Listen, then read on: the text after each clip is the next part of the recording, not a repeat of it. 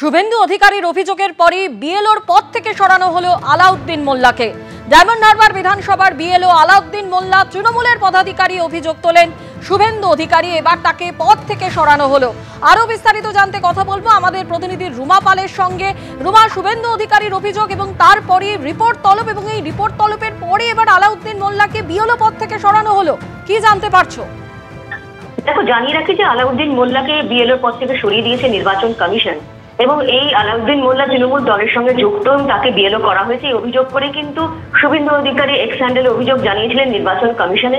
অন্যদিকে কিন্তু বিজেপির পক্ষ থেকেও কিন্তু অভিযোগ জানানো হয়েছিল এই নির্বাচন কমিশনে। এই অভিযোগ পাওয়ার পরেই কিন্তু মুখ্য নির্বাচনী আধিকারিকের দপ্তর থেকে সংশ্লিষ্ট জেলা নির্বাচনী আধিকারিকের কাছে রিপোর্ট তলব করা হয়। রিপোর্ট অবশ্যই এসে পৌঁছেছে এবং সেই রিপোর্টে বলা হয়েছে যে এই যে আলাউদ্দিন মোল্লা তিনি লিখিতভাবে জানিয়েছেন যে তিনি ইয়ারোর কাছেই জানিয়েছেন যে তিনি রাজনৈতিক দলের সঙ্গে সক্রিয়ভাবে যুক্ত।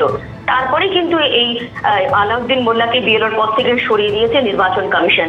অর্থাৎ নির্বাচন কমিশন এটাও বক্তব্য, যখন কোনো অভিযোগ আসছে কোনো বিএলওর পক্ষ থেকে সেটা তারা খতিয়ে দেখছে এবং তারপরেই কিন্তু যখন দেখা যাচ্ছে তারা সরাসরি কিন্তু কোনো রাজনৈতিক দলের সঙ্গে যুক্ত, তখন কিন্তু সেই পদক্ষেপ নেওয়া হচ্ছে। কিন্তু তার আগে যেভাবে বিএলওদের নিযুক্ত করা হচ্ছে সেক্ষেত্রে কোনো অভিযোগ না এলে এই ধরনের পদক্ষেপ নেওয়া সম্ভব নয়। যেহেতু কোনো অভিযোগ আসছে এবং সেই অভিযোগের পরিপ্রেক্ষিতে খতিয়ে দেখার পরেই কিন্তু এই সিদ্ধান্ত নির্বাচন কমিশনের। ধন্যবাদ রুমা। কিছুদিনের মধ্যে এসআইআর চালু করতে চলেছে নির্বাচন কমিশন। কারোর ক্ষমতা নেই আটকানোর। গোটা দেশে এসআইআর চালু হবে। যারা ভারতীয় তাদের নাম থাকবে ভোটার লিস্টে।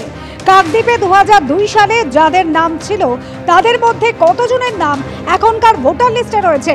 কাকদ্বীপ থেকে আর কি বললেন সুকান্ত মজুমদার, শোনাবো। তৃণমূল চিৎকার করছে এসআইআর করতে দেব না, এসআইআর করতে দেব না। এসআইআর হলে কি হবে? এখানকার সাংসদ বাপি বাবু তিনি চিৎকার করে, একদিন নাকি টিভিতে দেখলাম চিৎকার করে বলছে এসআইআর করতে এলে হাত কেটে নেবেন। কি বলেছিলেন কিনা? বলেছিলেন কিনা? নির্বাচন কমিশন কিছুদিনের মধ্যে এসআইআর তো শুরু করতে চলেছে। দেখি কেমন বাপের বেটা, হাত কাটার দম থাকলে হাত কেটে দেখাও, দেখি কত বড় দম আছে বাপি হাল্লার তোমার, আমরা দেখতে চাই। এসআইআর গোটা ভারতবর্ষে হবে। কোন মাইকালালের ক্ষমতা নেই যে সেটা আটকাবে। এসআইআর ভয়ের কি আছে আপনাদের বোঝার জন্য, কেউ ভয় পাবেন না। হিন্দু মুসলিম এসআইআর মধ্যে কিচ্ছু নেই।